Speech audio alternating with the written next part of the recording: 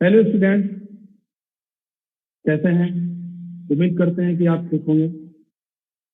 आइए, आज हम एक नया टॉपिक शुरू करने वाले हैं। ये एक ऐसा टॉपिक है जो कि सेंटेंस में एक तरह की जान भर देता है। या हम मान लें कि एक सेंटेंस का एक, अगर हम यह कहें यह सेंटेंस की बैकबोन है, तो यह गलत नहीं है। क्योंकि हम टॉपिक शुरू करने जा रहे हैं। जैसे आप देखिए, मेरा नया टॉपिक है क्लॉज। क्लॉज को हिंदी में वाक्यांश भी कहा जाता है, वाक्यांश। तो क्लॉज को बिना समझे हम किसी भी सेंटेंस को, जैसे सीक्वेंस ऑफ टेंस या सेंटेंस को मॉडिफाई करते हैं, उसको क्लियर नहीं करते। तो सबसे पहले हम क्लॉज अगर स्टार्ट करते हैं तो हमको यह जानना अति जरूरी है कि क्लॉज क्या होता है। हमारे माइंड में यह आना चाहिए कि व्हाट इज क्लॉज। तो clause is the part of the sentence which has a one subject and it also has a finite verb। इसका मतलब हो गया कि क्लॉज क्या है भाई? तो क्लॉज क्या है? तो एक सेंटेंस का पार्ट है। कैसा पार्ट है? एक सेंटेंस का ऐसा पार्ट है जिसमें एक सब्जेक्ट और उसका अपना एक फाइनाइट वर्ब होता है। ओके, अब देखते हैं इसको। इस कॉलेज इस क्लॉज में क्या होना चाहिए? एक सब्जेक्ट एंड एक फाइनाइट वर्ब। ओके, अगर एक सब्जेक्ट और उसका मिनिमम एक फाइनाइट वर्ब होता है तो मेरा वह क्या होगा? क्लॉज हो जाएगा। कैसा क्लॉज हो जाएगा? सेंटेंस का एक पार्ट होगा। इसको थोड़ा सा एग्जाम्पल पर हम देखते हैं क्या होता है, क्योंकि जब तक हम किसी चीज का एग्जाम्पल नहीं देखते हैं उसे तब तक वो हमको हमारे पास क्लियर नहीं होता है। जैसे अगर हम लिखते हैं राम रीड ए बुक, आप अच्छी तरह से देख रहे हैं कि राम मेरा क्या है? सब्जेक्ट है। रीड क्या है? फाइनाइट वर्ब है। और ए बुक क्या है? अदर वर्ड हो गया। इसमें राम और रीड, राम सब्जेक्ट है और रीड का तो फाइनाइट वर्ब है। तो सब्जेक्ट हमको समझ में आता है। राम क्या है? थर्ड पर्सन का सिंगुलर नंबर में है। और सब्जेक्ट वर्ब क्या है? तो फाइनाइट वर्ब। अब मेरे लिए एक नया क्वेश्चन उठ गया कि सब्जेक्ट हम इसको समझ लिए, अब ये फाइनाइट वर्ब क्या है ना? फाइनाइट वर्ब क्या होता है? तो फाइनाइट वर्ब ऐसा वर्ब होता है जो अपने सब्जेक्ट के पर्सन या टेंस के अकॉर्डिंग व्यवस्थित रहता है, यानी किसी के कंडीशन के अनुसार रहता है। इसी एग्जाम्पल को फिर हम नीचे लिखते हैं। जैसे देखिए, हमने अभी लिखा राम रीड ए बुक। यहां पर देखते हैं कि राम थर्ड पर्सन का सिंगुलर नंबर में है। रीड क्या हो गया? ये भी सिंगुलर हो गया, यानी यह भी आपका सिंगुलर और यह भी सिंगुलर। इन दोनों के बीच में क्या हो गया? एग्रीमेंट है। इसको सब्जेक्ट वर्ब एग्रीमेंट भी कहते हैं। तो जब दोनों के बीच में एग्रीमेंट जब हो गया तो आपका क्या हो गया? यह एक सेंटेंस। ठीक है। अब ये रीड क्या है? सिंगुलर है। ये राम भी सिंगुलर है। तो सिंगुलर है, अगर हम नंबर के अनुसार देखें तो दोनों सिंगुलर है, दोनों इक्वल हो गया। अगर टेंस के अकॉर्डिंग देखते हैं तो राम रीड ए बुक, या सिंपल प्रेजेंट टेंस है।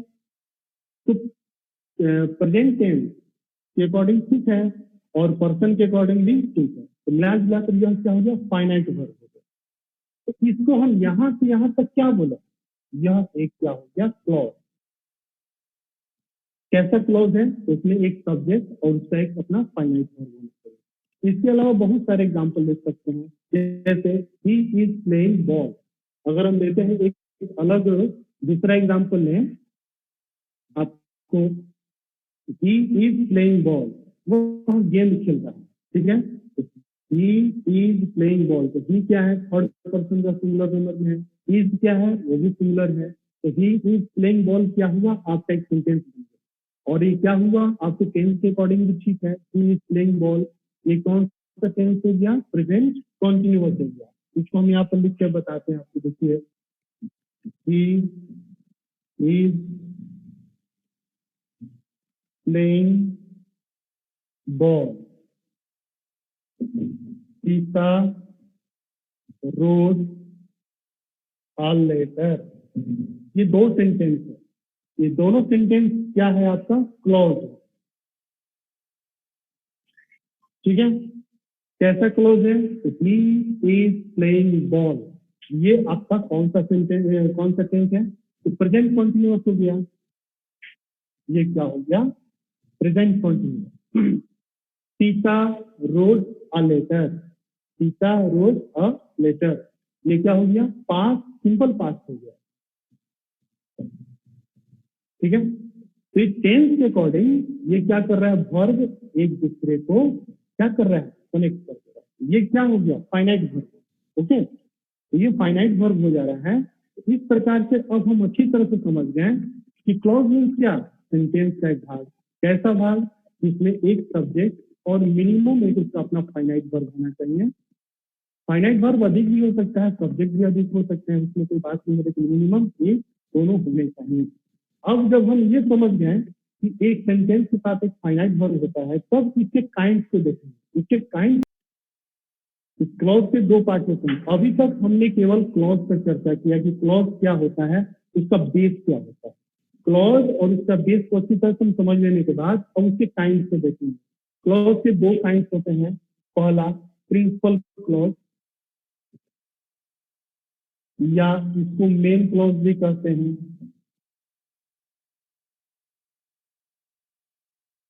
और दूसरा है subordinate clause,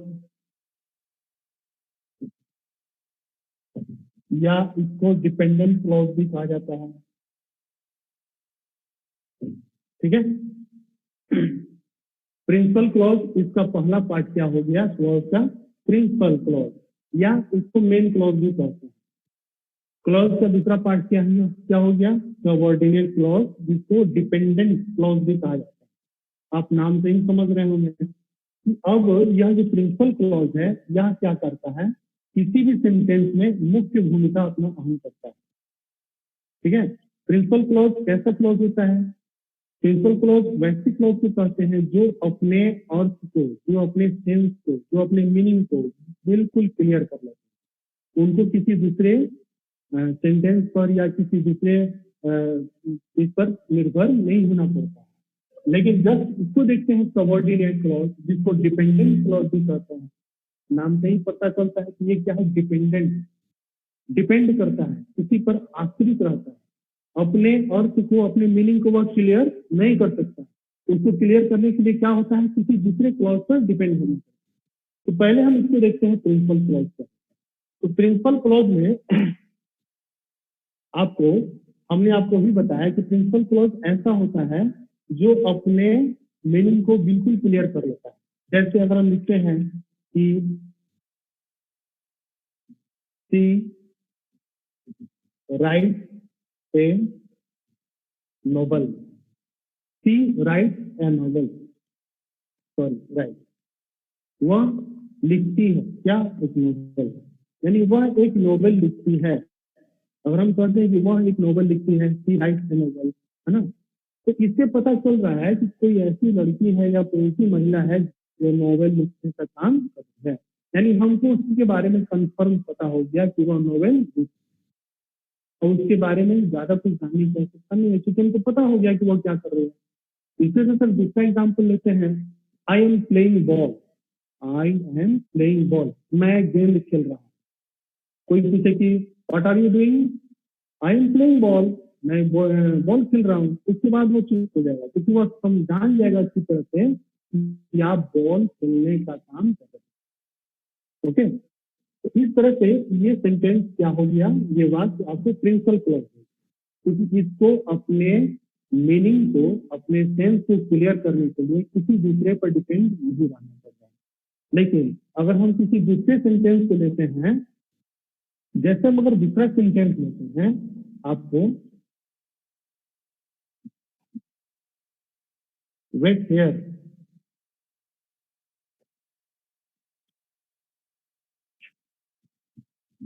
till I return, है ना। अब यहाँ पर एक दो सेंटेंस है, वेट हेयर आई रिटर्न, ये टिल क्या हो गया, आपके सेंटेंस को आके कनेक्ट कर दिया।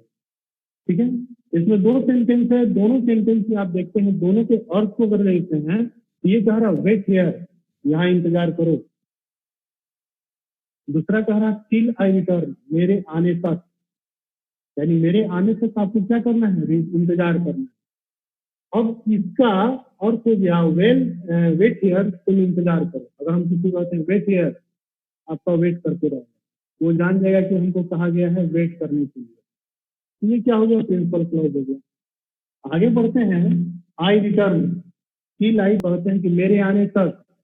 अब सुनने वाला कहेगा कि अरे उसके आने तक हम क्या करें, उठ के भाग जाए, बैठे रहे, या क्या करें। उसके मन में बहुत सारे क्वेश्चन आएंगे जो कि क्लियर नहीं हो पाएंगे। उसको वो अपने उत्तर को ढूंढने के लिए वह क्या करेगा, अपने जो मेन आगे वाले जो है सेंटेंस उस पर जाकर वह डिपेंड होगा कि भाई कहना क्या चाहता है।